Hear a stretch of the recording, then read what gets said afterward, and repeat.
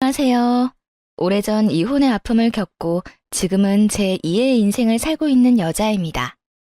어차피 사는 인생 해보고 싶은 거 다 해보고 즐기면서 살자고들 하시죠?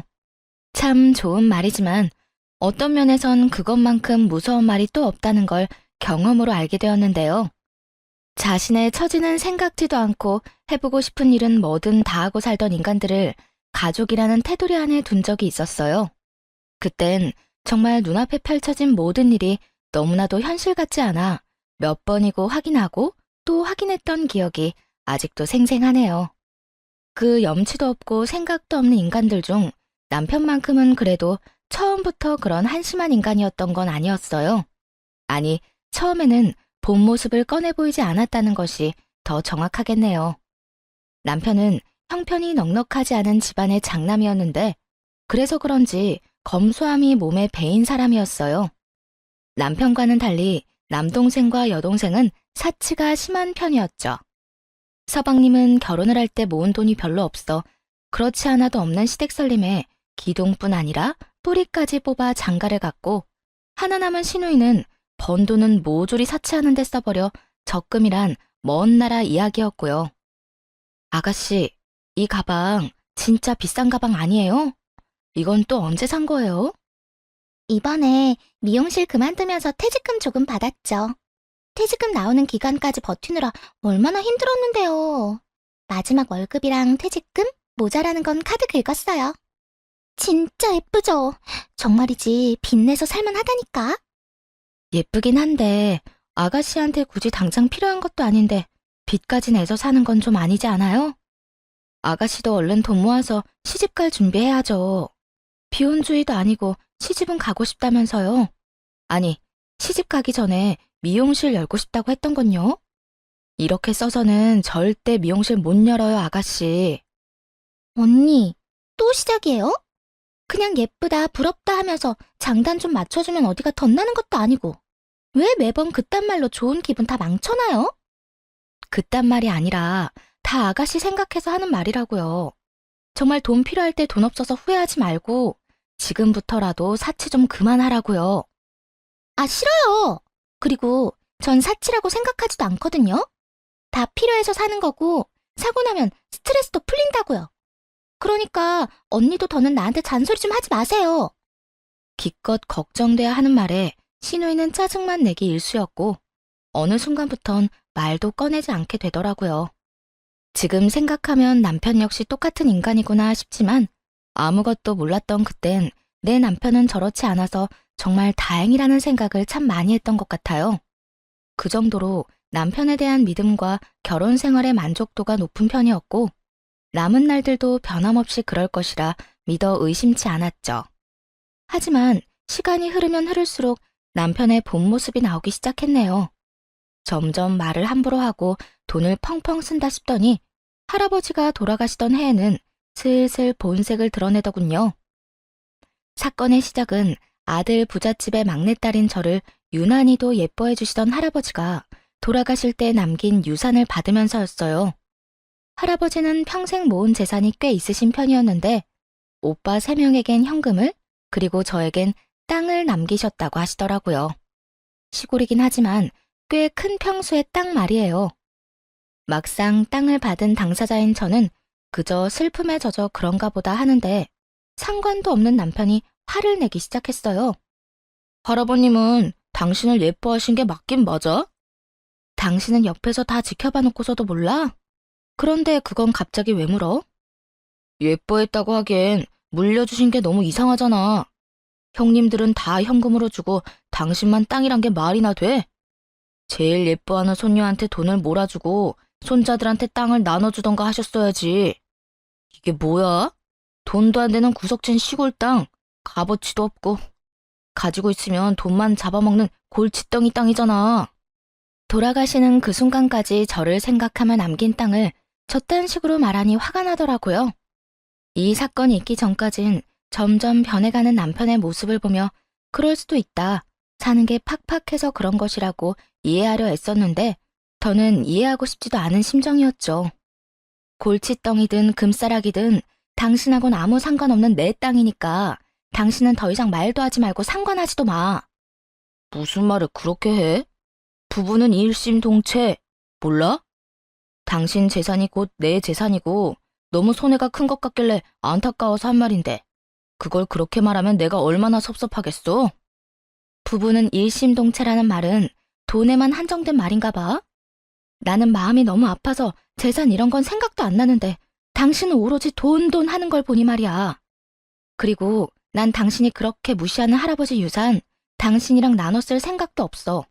그러니까 머리 아프게 괜히 비교하고 계산할 필요도 없어. 참나. 생각해서 말해줘도 이러니까 내가 무슨 말 하겠어. 그리고 나도 그 값어치도 없는 땅 나눠준대도 안 해. 이거 왜 이래? 그래. 그러면 서로 걱정할 필요도 없고 더는 할아버지 유산 이야기 나눌 필요도 없는 거 맞지? 앞으로 내 앞에서 땅 이야기 꺼내지도 마. 그래. 더럽고 치사해서 내가 땅 이야기는 절대 안 한다. 됐어? 이렇게까지 땅 이야기는 절대 하지 않는다고 하던 남편. 저에게 하지 않는 대신 시모에게는 다 말한 모양이더라고요. 장례식을 치르고 집에서 슬픔에 젖어 있는데 목까지 붉어진 시모가 집으로 찾아왔으니까요. 어머님? 무슨 일이세요? 무슨 일이겠니? 네 할아버지 진짜 곱게 돌아가신 건 맞아? 돌아가시기 직전에 치매 걸리신 거 아니니? 네? 치매라뇨. 갑자기 찾아와서 그게 무슨 막말이에요? 내가 지금 막말 안 하게 생겼어? 살아생전 그렇게 예뻐하던 손녀한테 하필 그 돈도 안 되는 땅을 물려줬다는데 이게 치매 말고는 어떻게 설명되겠니? 네 오빠들은 전부 돈 줬다며. 당장 필요한 돈을 너한테 줬어야지. 유언장 확인해 봤니? 혹시 네 오빠들이 장난질 친 거 아니야? 들으면 들을수록 시모의 밑바닥이 보이는 것이 저것밖에 안 되는 인간을 시어머니라고 생각하고 살았나 싶더라고요. 이 상황을 만든 남편에 대한 실망감은 덤이었고요. 한편으로는 시모가 제 앞에서 젖 따위로 굴 수 있는 것도 제가 평소에 만만하게 보여서 그런가 하는 생각도 들었네요. 더는 할아버지에 대해 저딴 식으로 말하지 못하게 매운맛을 확실하게 보여주기로 마음먹었죠. 남편이나 어머님이나 계속 값어치 없는 땅이다, 골칫덩이 땅이다 하는데 시댁엔 남편한테 이런 땅이라도 물려줄 재산이나 있나요?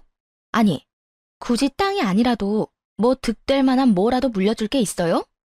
물려줄 거라고는 아무것도 없으면서 왜 제가 받은 유산을 두고 이렇게 큰 소리 치는지 전 이해가 안 되네요. 그리고 저희 오빠들 그런 사람들 아니에요. 물려주신 돈 말고도 먹고 살 만큼은 다들 벌고 산다고요. 너 지금 우리 집 무시하는 거니? 그까짓 땅 넓기만 넓지 처분하면 얼마 되지도 않는 거는 알고 무시하는 건지 모르겠네. 나 같으면 그딴 땅 물려주지도 않아. 그냥 기부하고 말지. 그딴 것도 유산이라고 물려준 네 할아버지나 그딴 걸 받았다고 이렇게 고개 빳빳이 들고 큰 소리 치는 너나 참 알만하다 알만해. 아, 그러세요? 그런데 어머님, 그런 말은 물려줄 땅이나 가진 뒤에 하세요. 그래야 어머님이 지금 한 그 말이 제 가슴에 조금이라도 와닿지 않겠어요? 갖은 수를 써도 꿈쩍도 하지 않는 저를 보며 먼저 약이 바싹 올라버린 건 시모였죠. 시모는 저의 도발에 몸까지 부들부들 떨며 화를 내기 시작하더군요. 사람을 무시해도 유분수지. 네가 뭔데 우리 집을 무시해? 그리고 네가 우리 집에 땅이 있는지 없는지 어떻게 알아? 우리 집에도 네가 모르는 재산이 있어. 이거 왜 이래? 빚도 재산으로 친다면 제가 모르는 재산이 있긴 하겠죠. 그리고 먼저 무시하고 시비 건 건 제가 아니라 어머님이라고요. 그렇지 않아도 슬픈 사람 붙잡고 재산 이야기나 하질 않나. 돌아가신 분 욕보이질 않나. 뭐 하시는 거예요? 입장 바꿔서 어머님 같으면 가만히 있을 수 있겠어요? 저요. 어머님이 이렇게 하지 않으셔도 기운 없어요. 그러니까 용건 남았어도 오늘은 그만하고 돌아가세요. 여기서 더하면 저 진짜 선 넘을 것 같거든요. 그렇게 되면 제 입에서 영끈찮은 말밖에 나올 말이 없을 것 같은데 그런 상황은 저도 어머님도 원하지 않잖아요. 그러니까 지금 돌아가 주세요.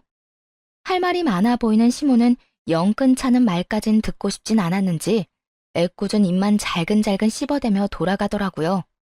입산 아들만큼 입산 시모는 돌아가는 길에 저와 있었던 모든 일을 남편에게 말했고 남편과의 2차전이 또 시작되었죠. 진짜 해도 해도 너무한다.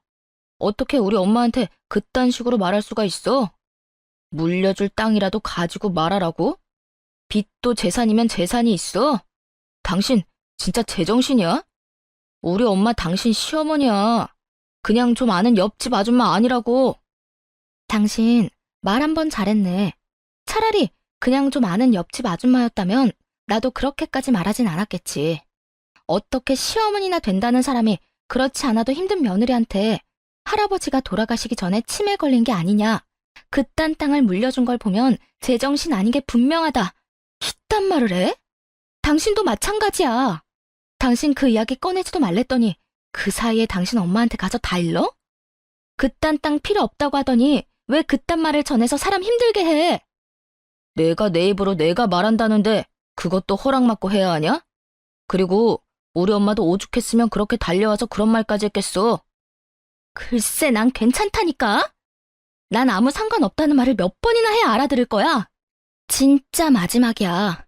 더는 당신 입에서나 어머님 입에서나, 아니, 당신 가족 그 어느 누구도 땅 이야기 꺼내는 일 없게끔 해. 다시 그 이야기 꺼내면 나 진짜 가만히 안 있을 거야. 좋은 말로 경고할 때 말귀를 알아들었다면 이런 식으로 말할 일도 없었을 텐데 말이죠. 남편은 결국 제 입에서 저런 말까지 나오게 만들더군요. 그렇게 서로에게 상처만 남긴 채 싸움은 끝이 나고 한동안 남편과는 서먹한 시간을 보내게 되었습니다. 답답하지 않았다면 거짓말이었죠. 그때까지만 해도 그저 실망감이 있었을 뿐 남편을 사랑하는 마음은 남아있는 상태였으니까요. 서먹한 시간이 지나고 조금씩 서운했던 마음도 풀리고 슬슬 평소의 모습으로 돌아와 일상을 되찾을 때쯤이었어요. 그저 화해하려고 잘해준다고 하기엔 조금 과할 만큼 남편이 잘해주기 시작하더군요. 여보, 오늘 저녁은 내가 할게. 설거지도. 어? 설거지까지? 당신 설거지하는 거 싫어하잖아. 그냥 오늘따라 당신 손에 물 한 방울 묻히게 하고 싶지 않네. 자꾸 캐묻지 말고 얼른 가서 씻고 와. 나오면 한상 거하게 차려져 있을 거니까 기대하고 말이야. 갑작스럽게 변해버린 건 남편뿐만이 아니었어요. 시모와 시누이까지 합세해 과한 친절을 베풀기 시작하더라고요. 시댁에 갔다 하면 절 부려먹기 바쁜 시모와 노려본다고 바쁜 시누이였는데 그때는 그저 절 못 쉬게 해 안달이 난 사람들처럼 굴었죠. 언니, 지금 뭐해요? 밥하려고요? 언니가 왜 밥을 해요? 그러면 제가 밥을 하지 누가 해요? 새삼스럽게 왜 이래요, 아가씨. 매번 제가 오면 제가 밥했잖아요. 매번 그랬어도 이제부턴 하지 마요. 언니가 무슨 밥하려고 시집 온 것도 아니고. 엄마, 오늘은 그냥 배달시켜 먹자. 매일 먹는 집밥, 언니 힘들게 오늘까지 집밥 먹을 필요 없잖아. 그래, 그러자꾸나. 아가, 좀 쉬어. 일하고 살림한다고 힘들 텐데 아예 안방에 가서 좀 누워 있을래? 음식 오면 부르마. 네? 아니에요. 그냥 소파에 앉아 있을게요. 그럴래? 그러면 소파에 앉아서 텔레비전이나 좀 보고 있거라. 주방엔 할 일 없으니 얼씬도 하지 말고. 온 식구가 수상하게 행동하던 이 시기에 맞물려 시누이가 미용실 상가를 계약했다는 소식이 들려왔고 그래서 도움이라도 구하려고 친절을 베푸는가 보다 했네요. 그런데 이런 예상과는 달리 남편과 시댁에서는 그 어떤 부탁도 해오지 않더라고요. 굉장히 의아한 상황이었죠. 과도한 친절은 둘째치고 시누이가 얻은 상가는 저렴한 동네도 아닌 번화가 중에서도 비싼 상가였거든요. 아무리 생각해도 돈 나올 구멍이 없는 시댁에서는 해줄 만한 능력이 되지 않는 상황이었죠. 아무래도 이상했던 전 시누이에게 연락을 해 떠보기로 했어요. 마침 오픈도 앞두고 있다고 하니 필요한 것 없냐고 물으며 자연스럽게 떠보기 좋은 기회라고 생각했습니다. 아가씨, 축하해요. 다음 주 오픈 맞죠? 뭐 필요한 거 있어요? 필요한 거요? 아직은 딱히 없는데. 생각해보고 생기면 말할게요. 네, 그렇게 해요. 그나저나 단골 손님이 빨리 생겨야 오빠도 걱정 떨칠 텐데. 오빠가 말을 안 해서 그렇지 아가씨 걱정 많이 해요. 큰돈 들여 마련해준 미용실인데 잘 돼야 우리 막내 동생 기편다고요. 아가씨가 그렇게 고마워하고 미안해했다면서요? 오빠가 더 많이 해주고 싶었는데 못해줘서 미안해하는 것 같더라고요. 어느 정도 남편의 도움이 들어갔을 거라 확신했고 슬며시 미끼를 던졌어요. 거의 반신반의한 상태였는데 괜히 찔린 신우이는 굳이 묻지도 않은 사실까지 술술 털어놓기 시작하더군요. 아, 오빠가 벌써 다 말했어요? 나한텐 그렇게 비밀로 하라더니 역시 부부 사이엔 비밀이 없나 봐요. 비밀이 어디 있어요. 한 집에서 한 입을 덮고 사는데. 며칠 전에 다 말하더라고요. 저도 잘했다고 했고요. 그렇구나. 하긴 그렇게 큰 돈을 썼는데 언제까지 언니한텐 비밀로 할 수 없겠죠. 이제 와서 하는 말인데 여기 상가 너무 비싸서 고민했는데 오빠가 떡하니 마련해준 거 있죠? 대출까지 받은 것도 알고 있죠. 정말 우리 오빠지만 너무 멋있다니까요. 거기에다 기계들도 다 새 기계로 사주고 저 진짜 열심히 해보려고요. 그래요. 이왕 하는 거 돈 아깝지 않게 열심히 해요. 최대한 태연한 척했지만 기가 막히고 황당해 목소리마저 떨려오더군요. 상가 보증금과 기계값이 한두 푼이 아닐 텐데 그 큰 돈을 저와 상의 한마디도 없이 심지어 대출까지 받아서 해줬다는 것이 정말 사실인가 싶기도 했어요. 혼자 속을 썩여봤자 해결될 일이 아니었기에 그날 저녁 곧장 남편에게 어떻게 된 일인지 캐물었죠. 여보, 아가씨 미용실 당신이 해준 거라며? 안에 들어가는 기계도 다 해준 것까지 다 알고 있으니까 거짓말할 생각하지 마. 그걸 어떻게 알았어? 지금 그게 중요해?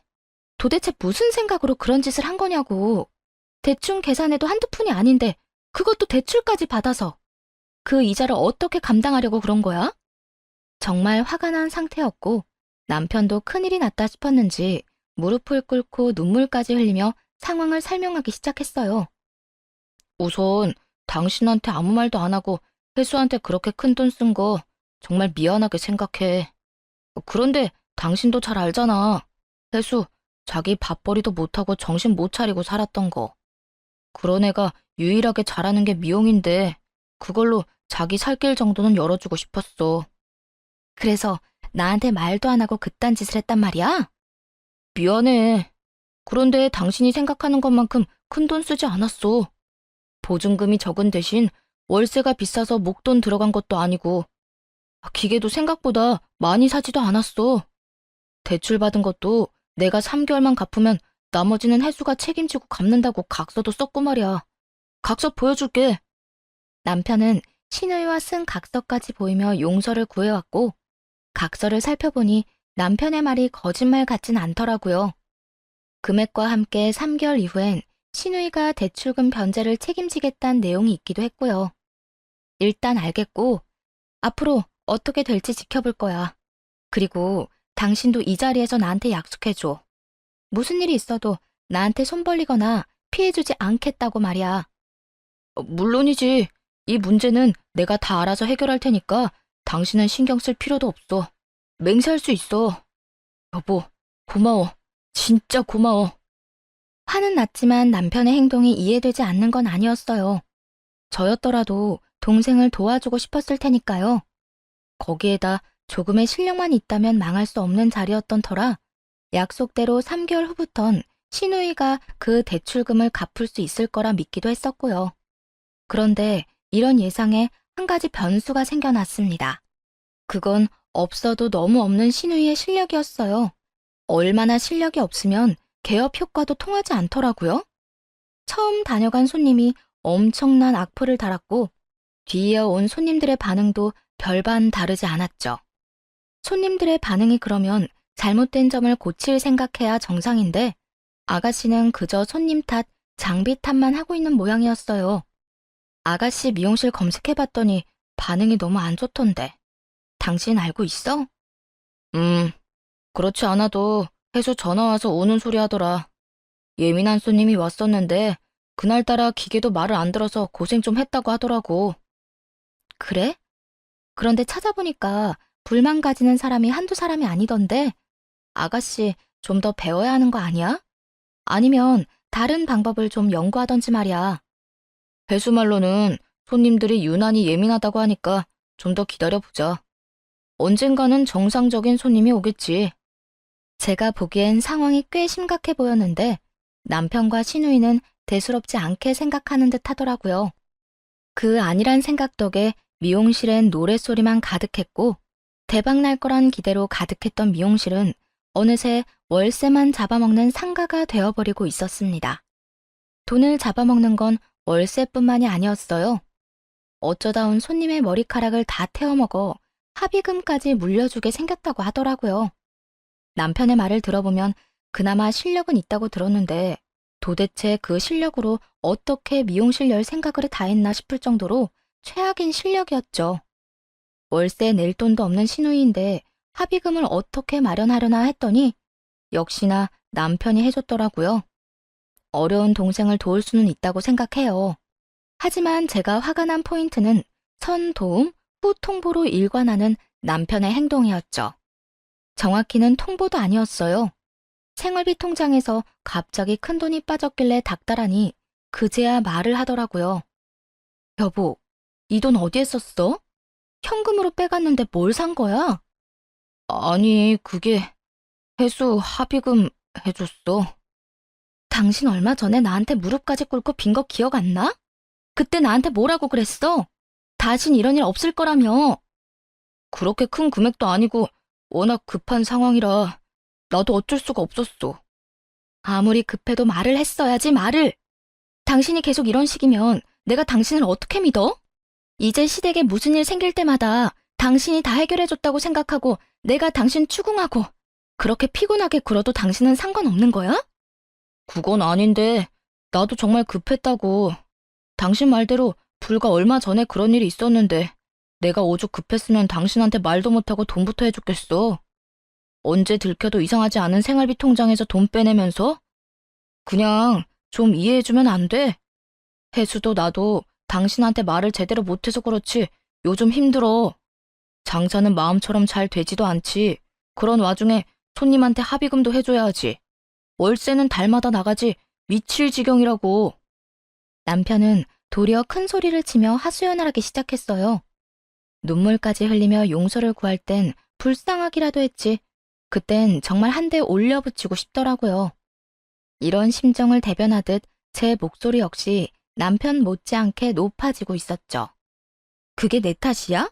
그게 내가 잘못한 일이냐고. 왜 내가 버리지도 않은 일 때문에 매번 이렇게 스트레스를 받아야 하냐고. 그리고 당신은 도대체 뭘 믿고 돈을 그렇게 쓰는 거야? 돈이 막 흘러 넘쳐? 아무리 아가씨 일 때문이라도 이건 해도 해도 너무하잖아. 그만 좀 해라, 그만 좀. 입장 바꿔서 당신 동생이 해수 입장이면 당신은 가만히 있을 수 있어?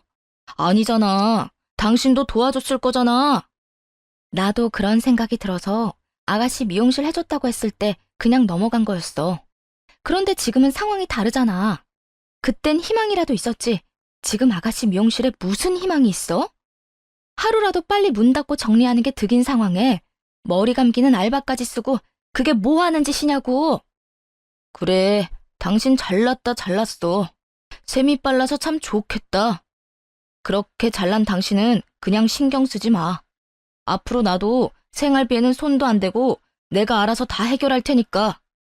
더는 하고 싶은 말도 없었어요. 아니, 아예 말 자체를 섞고 싶지 않은 심정이었죠. 싸움만 시작했다 하면 저딴 식으로 상관 말라 하니 하고 싶은 말도 쏙 들어가지 않겠어요? 그저 남편을 노려보았고 남편은 방으로 들어가 버리더군요. 그리고 이틀 뒤 남편 놈이 갑자기 무릎을 꿇고 빌기 시작하더라고요. 여보, 그땐 내가 너무 미안했어. 나도 여러 가지 일로 스트레스 쌓인 상황에서 당신이 그렇게 몰아세우니까 순간적으로 이성을 잃었었나 봐. 내 속마음은 그게 아닌데 자꾸만 마음과는 전혀 다른 말이 나와서 나도 그만해야지 했는데 멈춰지지 않았어. 내가 진짜 미쳤었나 봐. 다신 그러지 않을게. 이틀이 지난 뒤라 흥분도 많이 가라앉은 뒤였고 바로 자존심도 다 버리고 숙이고 들어오는 남편을 보니 이번엔 정말 반성했겠지 싶기도 했어요. 정말 반성한 거 맞긴 해? 또 말로만 미안하다, 다신 그러지 않겠다 해놓고 나 몰래 또 사고 치는 건 아니냐고. 아니야, 절대 안 그래. 이제 혜수도 절대 사고 안 친다고 나한테 약속도 했고, 손님 머리하면서 딴 생각 절대 안 한다고 했어. 거기에다 손님 없을 때 영상 찾아보면서 공부도 하더라니까. 이제 정말 그런 일 없어. 만약 그런 일 생겨도 스스로 해결하라고 딱 못 박았어. 내가 정말 미안해. 다른 건 몰라도 저지른 잘못에 대한 인정은 빠르다고 생각하며 마지막이란 마음으로 남편을 용서하고 넘어갔습니다. 그런데 이러한 남편의 모든 행동엔 다른 의도가 있었더라고요. 추악한 진실에 한 발짝 가까이 다가가게 된 건 우연히 보게 된 남편의 카톡에서부터였어요. 잠금 화면 위로 뜬 카톡은 신우이가 보낸 것이었는데 내용이 좀 이상하더라고요. 오빠, 땅값 또 올랐던데 봤어? 시댁에 가진 땅이 없는데 땅이라고 하니 자연스럽게 할아버지가 물려주신 그 땅이 떠오르더라고요. 여러모로 이상했기에 남편이 자는 사이 남편의 휴대전화를 보았고 신우이와 나눈 카톡엔 정말 상상치도 못한 내용들이 줄지어 나오더군요. 골칫거리라고 무시했는데 거기에 골프장이 들어올 거라 누가 상상이나 했겠어? 진짜 대박이야, 대박. 그까짓 몇 푼 안 되는 현금이랑은 비교도 안 될 금액이라니까. 그러니까 언니 할아버지 진짜 대박이야. 결과적으로는 금싸라기 땅을 깔고 있다가 언니한테 물려준 거 아니야. 앞으로 오빠 언니한테 잘해. 며칠 전에 싸운 건 잘 풀었지? 그럼. 야, 이 오빠 또 무릎 꿇고 빌었다. 저번에 네 미용실 때도 꿇고 이번에 네 합의금 해줬다고 꿇고 내 무릎이 동생 때문에 나만 알지 모르겠다고. 그때 네가 입만 함부로 안 놀렸으면 대출한 건 끝까지 비밀로 하려고 했는데 너 때문에 사사건건 다 보고하면서 살게 생겼어. 난 오빠가 다 말했다는 듯이 떠보니까 홀라당 넘어갔지. 그래도 나 땅값 오르는 거 믿고 대출했다는 말은 안 했다. 그건 오빠가 나 칭찬해줘야 해. 그래, 알았다, 잘했어. 너 진짜 그것까지 말했으면 네 미용실은 문 열기도 전에 간판 내렸어야 했어. 어쨌든 앞으로도 말 조심해. 네 언니는 땅에 신경도 안 쓰는지 땅값 오르는지도 모르는 것 같은데. 지금 살살 잘 꼬셔서 땅 팔 때 한몫 크게 떼오려면. 알겠어. 조심할게. 이렇게 속이고 있다는 사실만으로도 이혼 사유는 차고 넘치는데 더 큰 이혼 사유가 신우이의 카톡 바로 아래에 자리하고 있더라고요. 그건 바로 신우이의 가게에서 일하는 알바생과의 대화 내용이었죠. 오빠, 오늘도 나 보러 올 거지? 당연하지. 이제 혜수도 다 알아서 눈치 볼 필요도 없으니까 시간 될 때마다 갈게. 아니, 시간 없어도 우리 은미 보러 갈 거야. 너무 좋다. 원장님이 혹시라도 반대하면서 나 내쫓으면 어쩌나 했는데 생각보다 환영하는 분위기더라. 혜수 집사람 별로 안 좋아해. 지금은 그냥 뜯어먹을 게 있으니까 살살 기는 척 하는 것뿐이지. 나보다 집사람 더 싫어하는 게 혜수일걸? 정말? 어쩐지 오빠 와이프 이야기만 나오면 원장님 표정이 안 좋더라. 어쨌든 오늘 저녁에도 와서 마감 도와줘. 오빠 안 오면 나 혼자 너무 힘들단 말이야. 당연하지. 이 오빠 가기 전까진 손가락 하나 까딱하지 말고 기다려. 알겠지? 응, 알겠어. 남편 놈은 하다하다 외도까지 저지르고 있었고 전 빠르게 그 증거들을 제 휴대전화로 옮겼어요. 그리고 다음 날 미용실이 잘 보이는 곳에 자리 잡아 잠복을 했고 저녁이 되자 남편이 자연스럽게 미용실로 들어가 마감을 돕고 셔터맨까지 하는 꼴을 보는데 억장이 무너졌죠.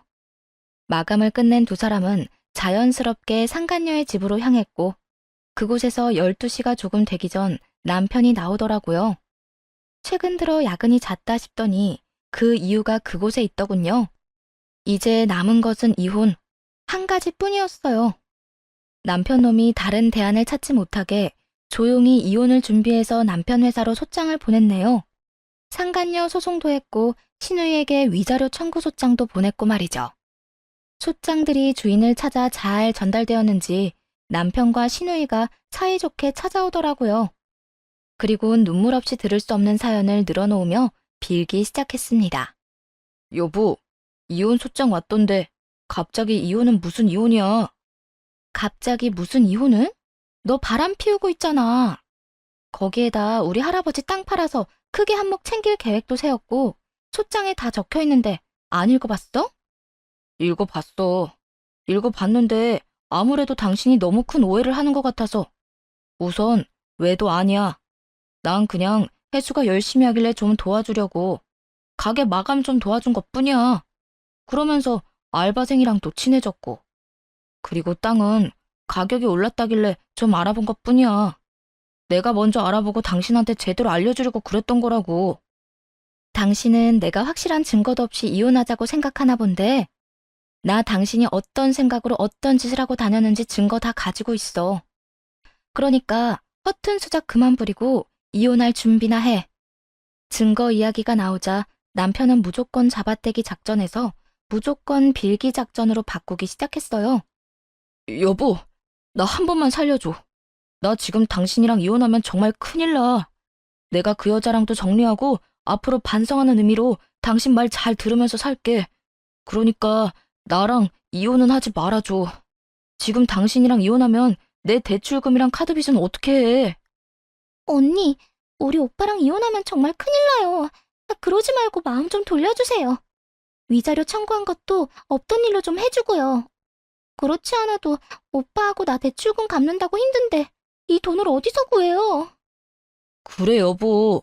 사람 하나, 아니 둘 살리는 셈 치고 마음 좀 돌리자. 응? 우리가 앞으로 진짜 잘할게. 누가 남매 아니랄까봐 똑같은 표정을 하곤 비는데 정말 꼴도 보기 싫더라고요. 일단 무릎 꿇고 빌면 다 된다고 생각하는 그 착각도 어이없었고요. 두 사람은 무릎만 꿇으면 다 해결된다고 생각하는데 어디 무릎이 닳을 때까지 꿇고 빌어봐. 내가 용서해주나. 이제 우리한테 남은 건 이혼이랑 소송뿐이야. 그러니까 구질구질하게 굴지 말고 돈이나 구해서 이혼 준비해. 네 그 소중한 은미한테도 위자료 잘 준비하라고 전해주고. 두 사람은 절규까지 하며 마지막까지 제 바짓가랑이를 붙잡고 빌었지만 저는 들은 척도 하지 않았고 빌다 지친 두 사람은 돌아가더군요. 이제 그 추잡한 꼴은 보지 않아도 된다 싶었는데 이번엔 상간녀가 찾아왔어요. 용건은 별반 다르지 않더군요. 어디서 많이 본 모양새로 빌기 시작했으니까요. 언니, 아니, 사모님, 제가 잘못했어요. 유부남이랑 그런 짓을 하면 안 되는 거였는데 원장님 오빠이기도 하고 이것저것 도와주면서 다가오니까 저로서는 어쩔 도리가 없었어요. 그래서 뭐 어쩌라는 건데. 앞으로 행복해라. 응원이라도 해주길 바래? 아니요, 절대 아니에요. 아니, 사모님 남편이랑은 헤어졌고 다신 안 만날 거예요. 그러니까 소송 좀 없던 일로 해주면 안 될까요? 저 돈 없어요. 하루 벌어 하루 사는 알바생이 그런 돈이 어디 있겠어요. 내가 그런 사정까지 들어줘야 해? 난 절대 그럴 생각 없거든. 그러게. 유부남을 누가 만나래? 넌 그 잠깐 쉽게 살려고 네 인생 말아먹은 거 두고두고 후회하면서 살아. 알겠어? 사모님, 그러지 말고 저 좀 불쌍하게 여기시고 한 번만 봐주세요. 사모님 남편 절대 다시는 안 만날게요. 그건 너 알아서 하고 이 집에서 이제 좀 나가주라. 내가 너 따위를 상대할 시간이 없어. 이혼도 해야 하고 위자료도 받아내야 해서 여러모로 바쁘거든. 싫어요. 전 절대 이렇게 그냥 못 돌아가요. 이렇게 된 거 더 잘못될 것도 없고 죽이든 살리든 마음대로 하세요. 끼리끼리 논다고 상간녀도 남편과 다를 것 없는 인간이더라고요. 상간녀는 바닥에 누워버린 채로 떼를 쓰고 있었고 말로 해선 돌아가지 않을 상황임이 분명했죠. 그래서 찬물 한 바가지를 퍼와 상간녀의 얼굴에 뿌렸네요. 이게 뭐 하는 짓이에요? 이제 정신이 좀 드니? 다음에 또 찾아오잖아. 그땐 찬물로 안 끝나. 알겠어? 상간녀를 질질 끌어다 내쫓아버렸고 본격적인 이혼을 진행했어요. 소송이 진행되는 와중에도 남편은 포기하지 않고 끈질기게 굴더라고요. 제가 말이 통하지 않는다고 생각했는지 남편은 겁도 없이 새 오빠를 차례대로 찾아가 도와달라며 빌었다고 하더군요. 소용없는 짓이었죠. 첫째 오빠를 찾아갔을 땐 아기 기저귀로 맞았고, 둘째 오빠에겐 문전박대, 셋째 오빠에겐 멱살까지 잡혀 쫓겨났다고 하더군요. 새 오빠에게 차례대로 꼴사나운 짓거리를 당한 남편은 드디어 포기했는지 다른 방법으로 저를 괴롭히기 시작했어요. 그건 바로 재산 분할이었죠. 저 여자 돈 진짜 많다고요. 아마 모르긴 몰라도 숨겨놓은 재산 장난 아닐걸요? 할아버지 땅도 그래요. 저하고 결혼 생활 중에 받은 유산인데 당연히 제 몫도 있는 거 아니에요? 그 돌아가신 할아버지가 제 이름만 언급 안 했을 뿐이지 나하고 잘 먹고 잘 살라고 물려주신 땅일 텐데 그러면 당연히 내 몫도 있는 거잖아요.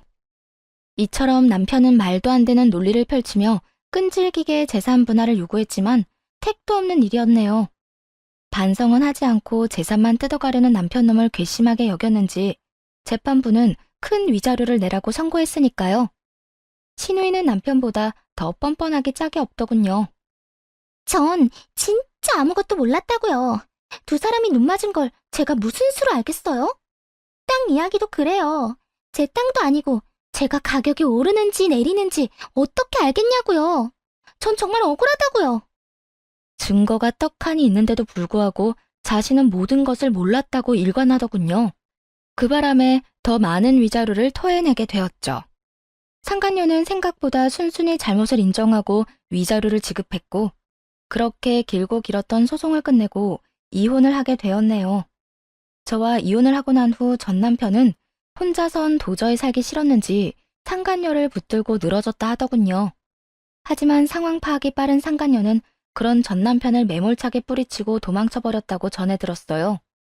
어찌나 통쾌했는지 배를 잡고 한참이나 웃었어요.